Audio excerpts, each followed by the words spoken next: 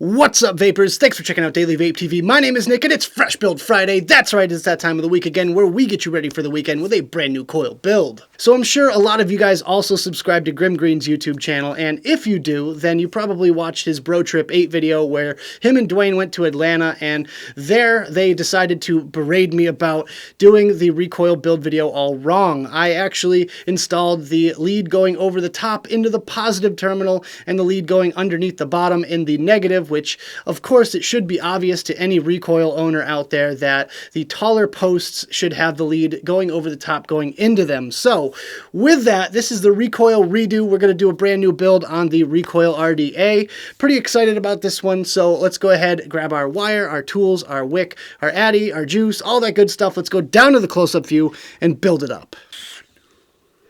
Alright guys, so as you can see, I've got my Recoil RDA with the metal head top cap. This is thanks to my friend Angela, aka Lavender Lee. She kindly gifted this to me at Vape Showcase Atlanta. So thank you so much. I'll be sure to leave a link to her blog in the description below if you want to check her out. But I did want to give her a quick shout out for that. So today we're going to be doing some pretty basic jumbo fuse Claptons. And you know, I can never get enough of fuse Claptons, no matter which size, shape, form factor we're working with here. So today we're going to be doing this with 24 gauge core wire. This is just regular Canthal A1 core wire, which I have installed into our drill here.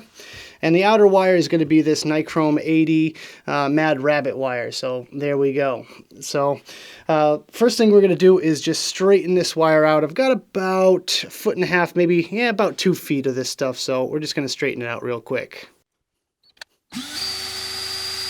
So now that our core wire is good and straight, we're going to put it through our little spinner jig here. Just by sliding it right through the end. We're going to bring it right back around. I'm actually going to be loosening up this drill, adding another little 90-degree bend on the end here, like that, and there we go. So I'm just going to install it into our drill once again, and I'm going to get those wires nice and parallel there. Looks good, just like that. Perfect. Tighten that sucker down. And then we just kind of run our fingers along like this until we find the end of it. So we just make our little crease here at the end. Boop, just like that. And we're going to pinch it with our pliers. So get a good bend on there. Hopefully. If it wants to behave. Come on. There we go. That'll do. There we go. All right, perfect. All right, next thing we're going to do is slide our wire in between the chuck of the drill here. The easiest way to do this, and it's a little bit hard to explain, is to just kind of find the gap. You know, you want to just slide it right in just like that, and you should be able to kind of move that wire around, you know, as much as you want, really. So I'm actually just going to spin this up a couple of times real quick, and that will get us the tension that we need so that we don't have to worry about the wire slipping out. So just real quick, do a couple of wraps. Just like that. And that's all you really need to get started. So now the next step is, of course, Claptoning. So let's just Clapton this strand real quick.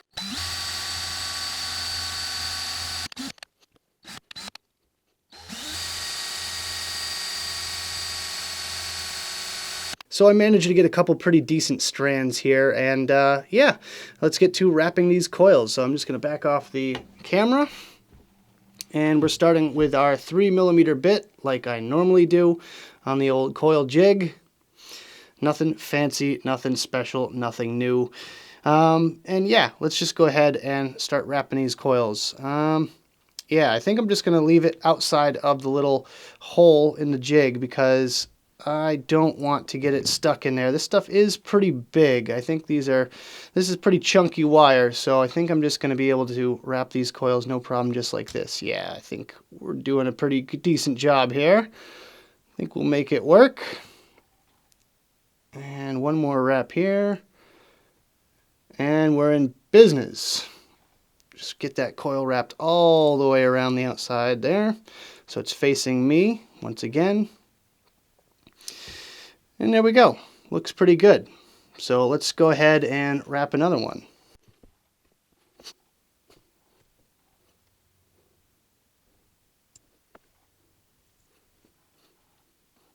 So there we have it, our fuse Claptons for today. So let's go ahead and move the drill and everything out of the way real quick.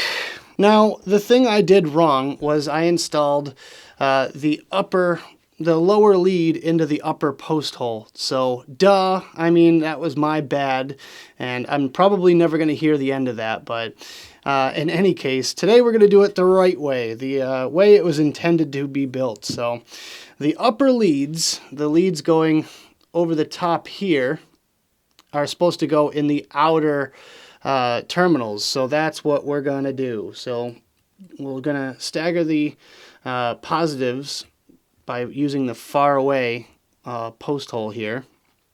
And if I can get it through, there we go. And then we're going to have the lead going over the top, going in the outside. And I am going to leave a little bit of excess room on the outside there so we can shift it around later.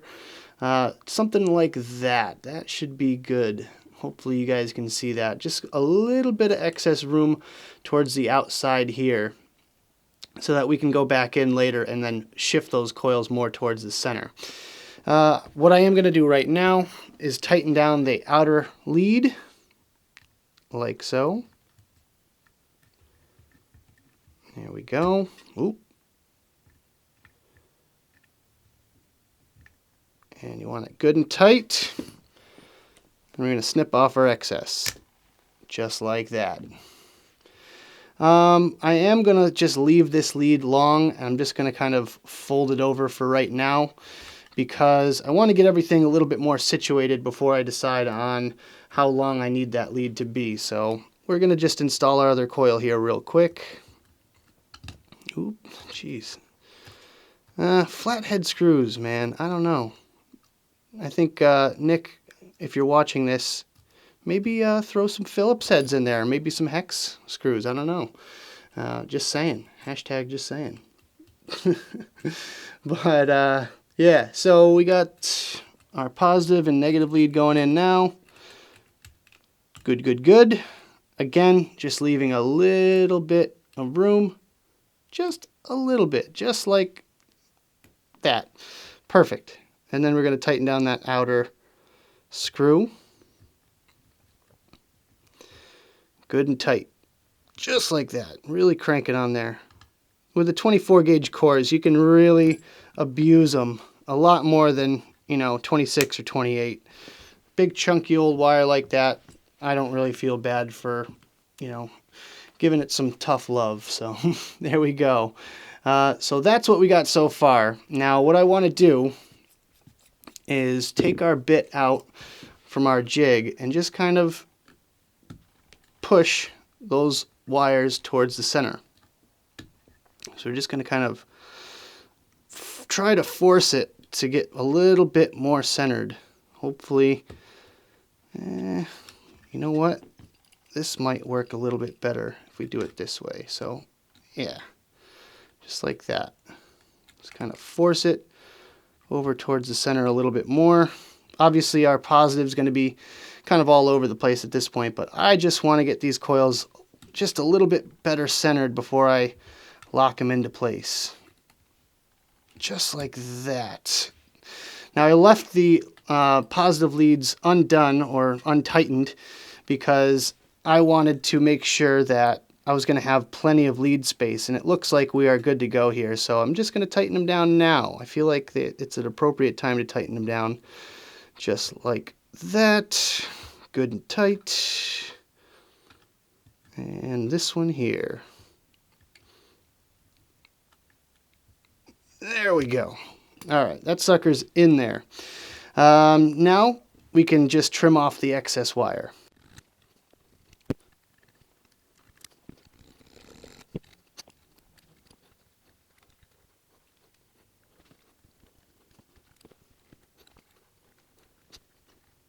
All right, so as you could see, I did a little bit of pre-organizing here with these coils, so just cleaning them up a little bit, tightening down the screws all the way, and making sure they're, not touching the center post so we can fire it up right away. So with that, I have my mod set at 40 watts for the low wattage test. Let's give these coils a shot.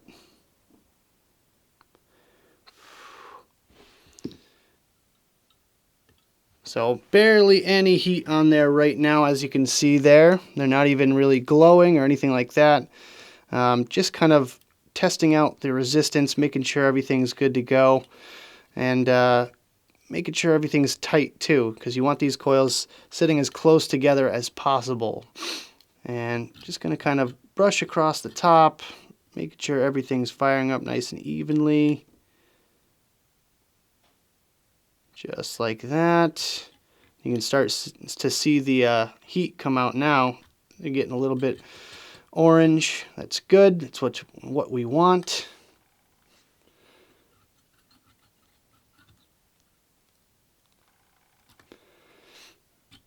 So this is the part where you want to really make sure everything fires up real nice before you move up to the next wattage level here. So got one coil looking really nice. We got one coil that's kind of slacking. So we're going to have to work on this one a little bit more. All right, so I brought my mod up to 70 watts. Let's give these guys another test. Oh, there we go. We are glowing nice and even. One more time for good measure.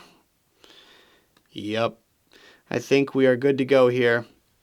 One final quick test at 100 watts. I'm just going to bump it up right now. 98, that's close enough. Yeah, that's good enough for me. I think we are ready to wick this thing. So, yeah, let's go ahead and do that.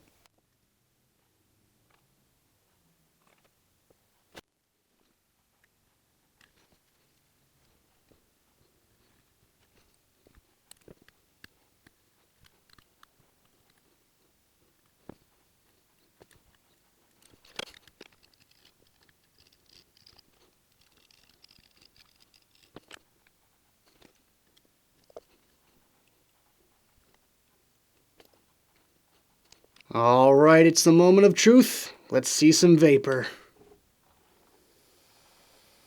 Oh, hell yeah. Damn, that looks good to me. All right, let's go back to the main screen, have a quick vape on this thing, and we'll talk about it some more.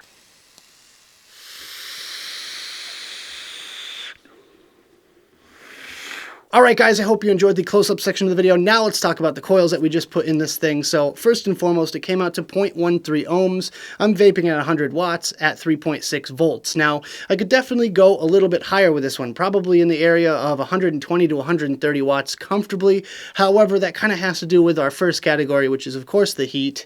The heat on this one is kind of up there. As of right now, it is still pretty hot, and I feel like with any more wattage on these coils, it's only going to get hotter. So the recoil cap is a bit on the thicker side, and it tends to hold the heat in a lot more than other atomizers that I have. I think this one might go a little bit better with maybe the aluminum cap recoils or even the brass cap, but I don't have one, so I can't really answer that question. But with that, I wanted to keep the heat down a little bit, so I'm vaping it right around 100 watts. Our next category, which is of course the ramp up and ramp down time. The ramp up time is a little bit longer than average, is at about half to a full second. Now I could use the preheat function on this Predator 228 to bring that number down a little bit, but I just wanted to see how it was performing just with the standard 100 watts, and it's pretty good. I mean, it's a little bit above average, but then again, that's totally within the acceptable range. As far as the ramp down time, let's go ahead and take a drag off this thing and we'll check it out. Surprisingly enough, the ramp down time is not very significant at all. I'm only getting about a 2, maybe a 3-second ramp down time, and it is not that much of a, heavy sizzle or anything like that. It's not very loud at all. So it cools down a lot faster than I was expecting. So yeah, that's definitely A+, 2 big thumbs up for the ramp down time as far as I'm concerned. I mean, I was expecting it to hold a lot more heat in there and probably ramp down more like 5 or 6 seconds, but a 2 to 3 second ramp down time is more than acceptable as far as I'm concerned. So for my third category, which is the difficulty of this build, this one is pretty standard stuff. You guys should know this by now. You should know me by now. This is one of my go-to builds, and actually I'm really enjoying the jumbo fuse Claptons with a 24 gauge core lately, especially with the Kanthal core, because it mixes the low resistance with the higher resistance. So the wire gauge brings a slightly lower resistance to the table, and the wire material, which is Kanthal, brings a slightly higher resistance than I'm normally used to. So basically it kind of gives me the same experience as a 26 gauge core wire fuse Clapton without having to have so many wraps on there. So with that, it's a nice simple small build for the recoil, fits really nicely in the deck, and everything is just hunky-dory. As for my final category, which is the flavor on this build, it is top notch. Now it's not quite a nichrome build level of flavor, but it's pretty damn close. The flavor that I'm vaping on today is this Weirdo Vape. This one is a creamy tropical candy, and let me tell you, I can definitely detect some notes of pear and maybe some kiwi in there. It's kind of a little bit Runts candy-ish, but it has like that nice creamy finish to it, so I'm getting the nice bright notes of the fruit and a little bit of the candy on the inhale, and the exhale is all that nice smooth creamy flavor, and it just kind of melds together, kind of like candy melting in your mouth, which is just fantastic. So with that, really good flavor, not quite what I'm used to with a nichrome build, but pretty darn close. So that about does it for this video, guys. I hope you enjoyed. If you did, make sure you hit that like button and subscribe for more videos just like this. Of course, make sure you hit that little notification bell right next to the subscribe button so that you're alerted every time I upload a video. That way you can be amongst the first to watch Fresh Build Friday. Anyways, don't forget to leave me some comments in the box below. Grim Green and Homeboy OC, really hope you watch this one, and I hope I did this recoil justice. If you guys have a suggestion for a future episode of Fresh Build Friday, make sure you drop it down there in the comment section below. I do read all these comments, and I will get to these builds as soon as I possibly can. But with that, make sure you check out the social media links and the advocacy links I have in my description. So that about does it, guys. Thank you so much for tuning in, and as always, vape on!